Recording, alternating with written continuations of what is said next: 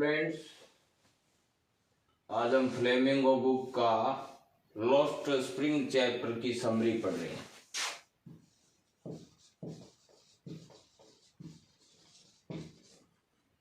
इस चैप्टर की ऑथर लेखिका है अनीश जंग, जिन्होंने इस चैप्टर के अंदर जो गरीबी से पीड़ित शोषित बच्चों का या परिवारों का वर्णन किया गया है। इसके अंदर लॉस्ट स्प्रिंग में दो पार्ट है। पहला पार्ट है वो सीमापुरी के बारे में है। सीमापुरी एक प्लेस का नाम है, एक स्थान का नाम है। ये एक स्थान है। यहाँ पर जो रहने वाले जो भी लोग हैं, ये सीमापुरी कहाँ सिचुएटेड है?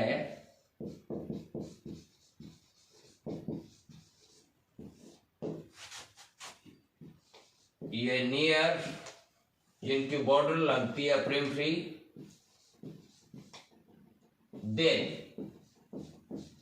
दिल्ली से इनकी सीमा लगती है। यहां पर जो भी लोग लीव करते हैं, रहते हैं, वो लोग कहां से आए थे?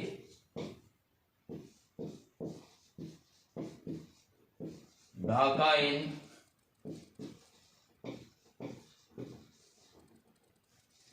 बांग्लादेश। ये ढाका बांग्लादेश से आए थे। वह ये लोग कब आए थे? 1971 के अंदर आए थे। ये लोग सीमापुरी के अंदर जो लोग रहते हैं, सीमापुरी में रहने वाले जो लोग हैं, वो ढाका इन बांग्लादेश से आए थे। कब आए थे? 1971 में। Came from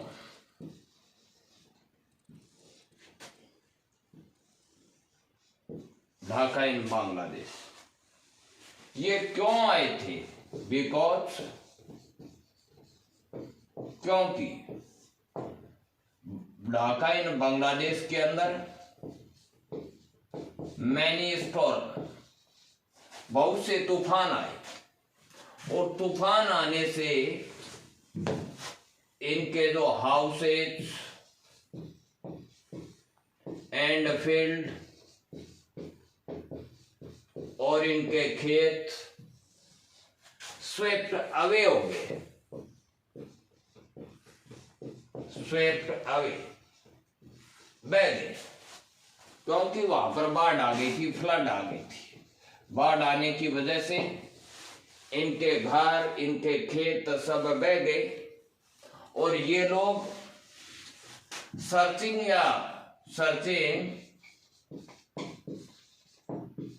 फॉर तलाश में बिग सिटीज, बड़े शहरों की तलाश में ये लोग वहां से माइग्रेट हो गए, प्रस्थान हो गए, प्रवास कर गए ढाका इन बांग्लादेश से, और बिग सिटीज की तलाश में निकले। और निकल कर ये लोग कहां आ गए? सीमापुरी आ गए।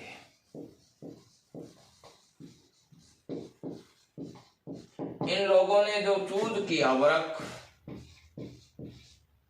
अपना कार्य का जो चयन किया,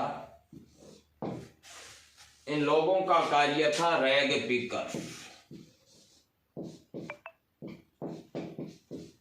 रैग पिकर्स, कचरा बीनना, कचरे बीनने का कार्य इन्होंने शुरू किया। ये लोग जहां पर गार्बेज डंप्स होता था, हीप होता था,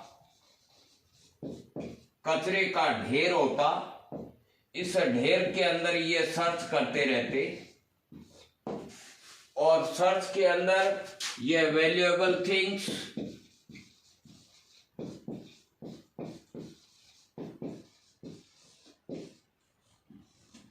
कीमती जो भी वस्तुएं होती इनको ये कलेक्ट करते हैं, एकत्रित करते, और ये लोग उनके लिए गार्बेज ही वैल्यूएबल थिंग्स या आप कॉइन कह सकते हैं, उनके लिए वो एक सिक्का है, कलेक्ट करके ये लोग एकत्रित करके इनको सेल करते थे, बेच देते थे मार्केट के अंदर, जिनसे इनके लिए वो एक डेली ब्रेड थी, वही इनकी एक रोटी है प्रतिदिन की, रोजमर्रा की ब्रेड मानी, वही इनके लिए इन्होंने इनको नाम दिया कि गार्बेज ही हमारे लिए क्या है, गोल्ड है, सोना है। गार्बेज को भी इन्होंने सोना बताया। गार्बेज से ये सर्वाइवल यानी जीवित, वो इनका अपना जीवन माना, इन्हीं के द्वारा इनका जीवन चलता था। इसमें पूछा जा सकता है कि सीमापुरी में रहने वाले जो लोग हैं इनकी कंडीशन कैसी थी। ये सीमापुरी के अंदर जो लोग रहते थे, ये लोग मड स्ट्रक्चर,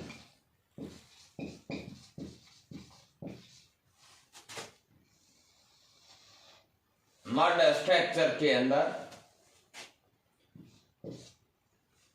कच्चे इनके घर होते, टिन एंड तिरपाल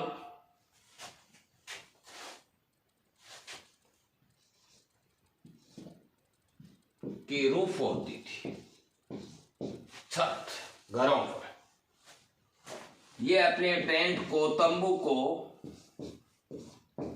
गार्ड देते थे और अस्थायी अपना घर बना लेते थे। ये विदाउट परमिट, बिना अनुमति के वहां पर रहते थे, विदाउट आइडेंटिटी, बिना पहचान की।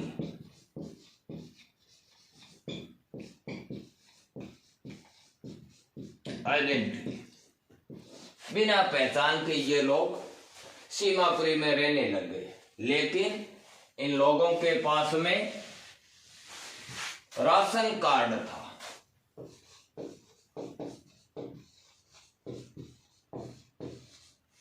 और इनके नेम्स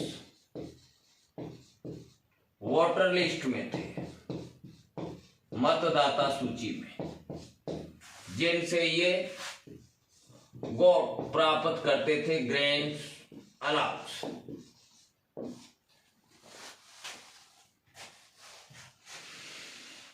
लेकिन सीमापुरी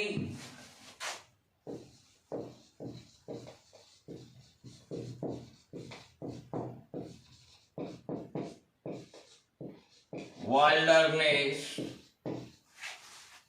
एक सुनसान प्लेस, स्थान था, लेकिन वो अब नो एम्प्टी, अब खाली नहीं है। यहां पर रहने वाले लोगों की संख्या के बारे में पूछें, 10,000, 10,000 पीपल लिव करते हैं, रहते हैं सीमापुरी के अंदर। सीमापुरी एक ऐसा स्थान जो एक उजाड़ या आप कह सकते हैं सुनसान जगह थी, लेकिन अब वो खाली नहीं है। उसमें 10,000 पीपल लिव करते हैं। वो लोग कौन रहते हैं?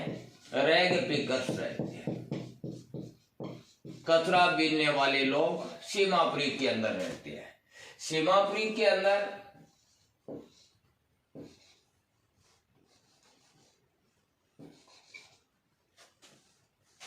सीवर, ड्रेनेज, ड्रेन्स, नालियां, गंदे पानी की निकासी की और रनिंग वाटर।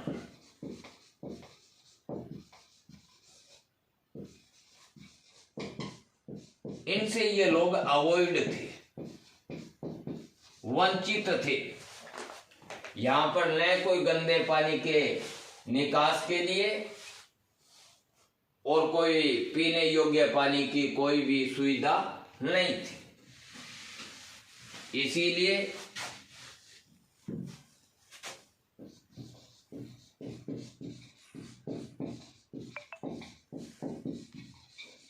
उपमा की दृष्टि से, मेटाफोरिकली उपमा की दृष्टि से इनको फार समझा गया, दूर समझा गया। किन से? दिल्ली से। क्यों समझा गया?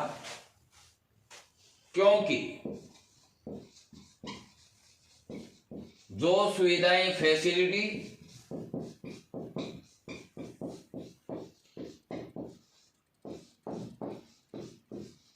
दिल्ली में है, उनसे ये लोग अवॉइड है, वंचित है। वो सुविधाएं यहाँ पर नहीं है, इसीलिए इनको दिल्ली से दूर समझा गया।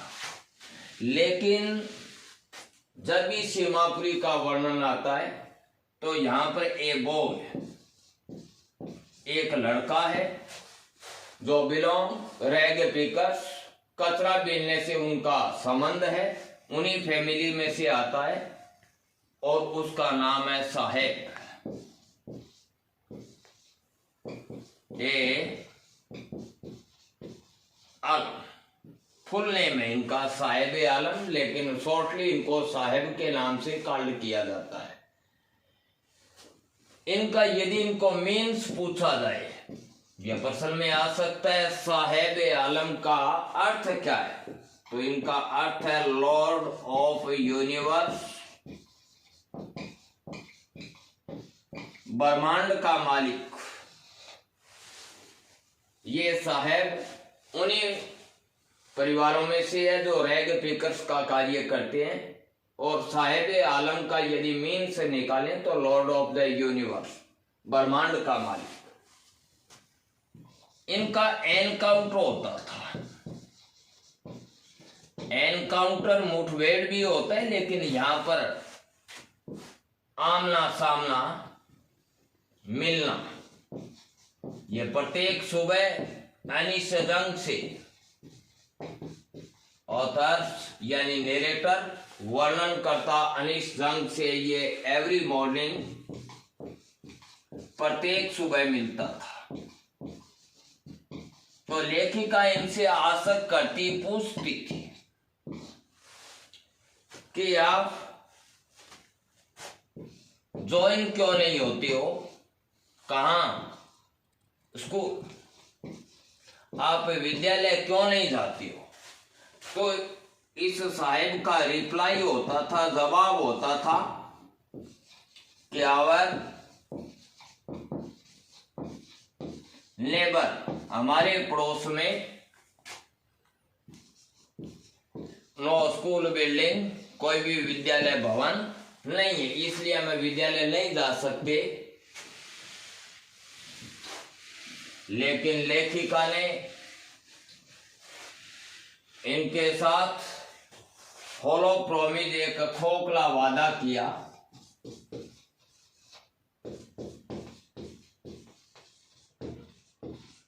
कि यदि आई बोर्ड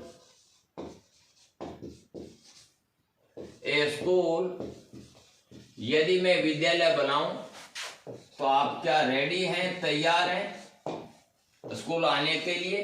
तो इन्होंने कहा यस, यदि आप विद्यालय बनाती हो तो मैं अवश्य आपके विद्यालय में आऊंगा। लेकिन जब भी ये मिलता, ये आशा करता था, पूछता था कि क्या आपका विद्यालय रेडी हो गया। तो इनके पास में जवाब था, एक विद्यालय को बनने में लॉन्ग टाइम, लंबा समय लगता है। ऐसे वर्ल्ड के प्रत्येक कोने के अंदर ऐसे लोगों के साथ ऐसे खोखले वादे किए जाते हैं। वो लेखिका इस प्रकार सोचती लेकिन इन लोगों ये बॉयज एक समूह के अंदर ग्रुप में रोम करते थे। रोम का अर्थ होता है विचरण करते थे स्ट्रीट गलियों के अंदर, वो भी बेयरफिट नंगे पांव घूमते थे। जब इन लोगों से पूछा जाता, इन समूह के लोगों से लेखिका पूछती कि आप जूते क्यों नहीं पहनते हो, तो इन बच्चों के अलग अलग जवाब होते। एक चाइल्ड तो जवाब देता कि माई मदर, मेरी माँ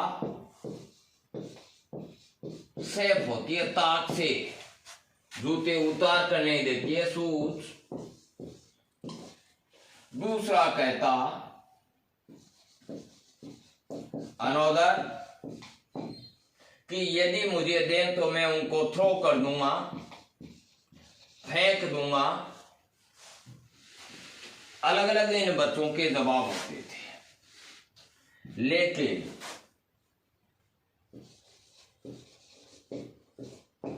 इन लोगों के पास में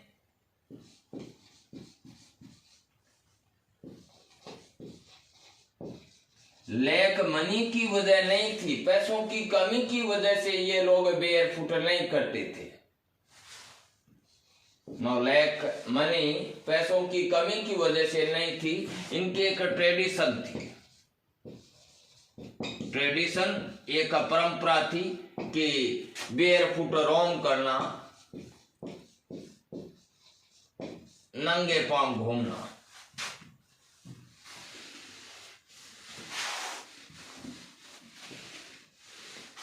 इन बच्चों की कंपेयर की गई, इनकी तुलना की गई। मॉर्निंग बर्ड्स, सुबह के समय जब पक्षी उड़ते हैं और नून प्राय को दोपहर को ये डिसअपीयर हो जाते हैं, गायब हो जाते हैं। उसी प्रकार ये बच्चे तेज धूप होने पर डिसअपीयर हो जाते थे। इनकी कंपेयर मॉर्निंग बर्ड से की गई है। इसके बाद में साहेब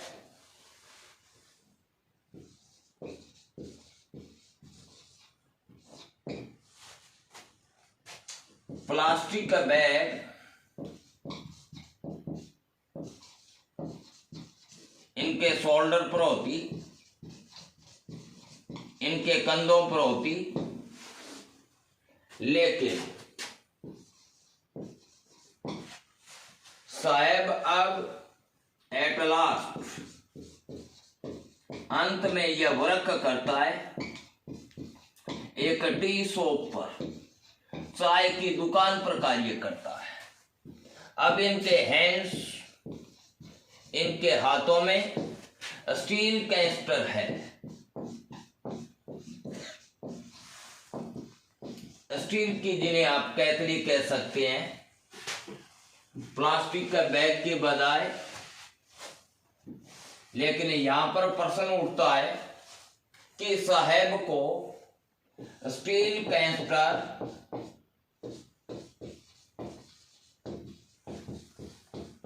heavier than plastic bag। Plastic के थैले से स्टील की जो कैस्टर है वो भारी प्रतीत होती है। क्यों? बिकॉज, क्योंकि जो प्लास्टिक का बैग था, जिनका ऑनर समय था, जिनका ये मालिक था, लेकिन स्टील की कैस्टर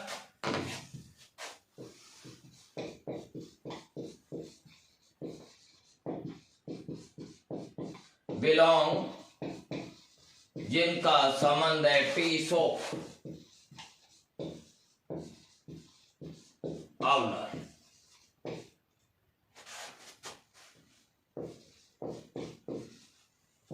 स्टील के कैंस्टर का मालिक है, चाय की थड़ी वाला, दुकान वाला, इनको पेड किया जाता है, भुगतान किया जाता है एट 100 रुपीज,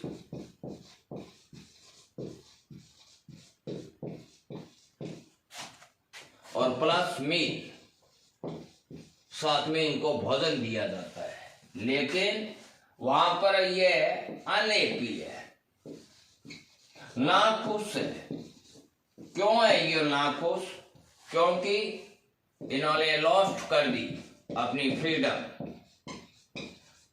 अपनी स्वतंत्रता। किस लिए? जिस प्रकार से प्लास्टिक बैग से ये पूरी तरह स्वतंत्र था, लेकिन चाय की थड़ी पर अपनी स्वतंत्रता को यह खो देता है।